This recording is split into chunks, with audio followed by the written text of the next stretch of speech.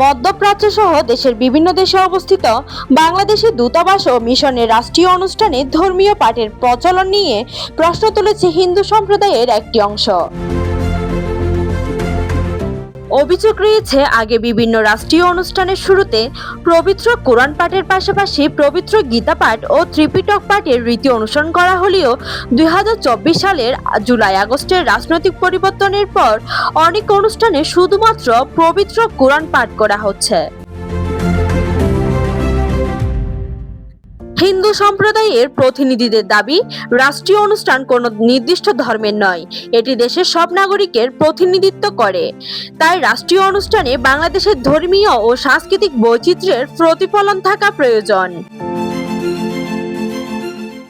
2024 সালের জুলাই-আগস্টের বৈষম্য বিরোধী ছাত্র আন্দোলনে বিভিন্ন ধর্ম ও সম্প্রদায়ের মানুষের পাশাপাশি হিন্দু ধর্মাবলম্বী আন্দোলনকারী ও সাধারণ নাগরিকও নিহত হন।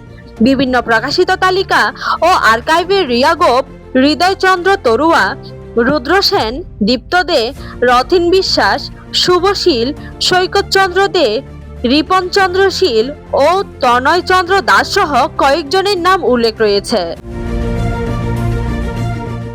হিন্দু সম্প্রদায়ের পক্ষ থেকে বলা হচ্ছে, দেশের বিভিন্ন সংকটে সব সম্প্রদায়ের মানুষের অবদান থাকলে রাষ্ট্রীয় অনুষ্ঠানে সেই বহুত্ববাদী পরিচয়ের প্রতিফলন থাকা উচিত।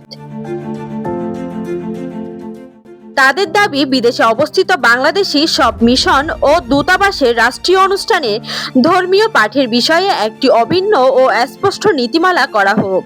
একই সঙ্গে পবিত্র কোরআনের পাশাপাশি পবিত্র গীতা ও ত্রিপিটক পাঠের সুযোগ পূর্ণবহলের বিষয়টি বিবেচনা করার আহ্বান জানানো হয়েছে।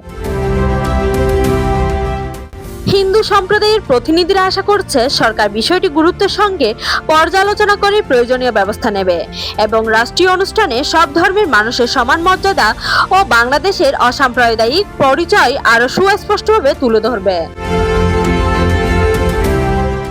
News desk, Hindus news.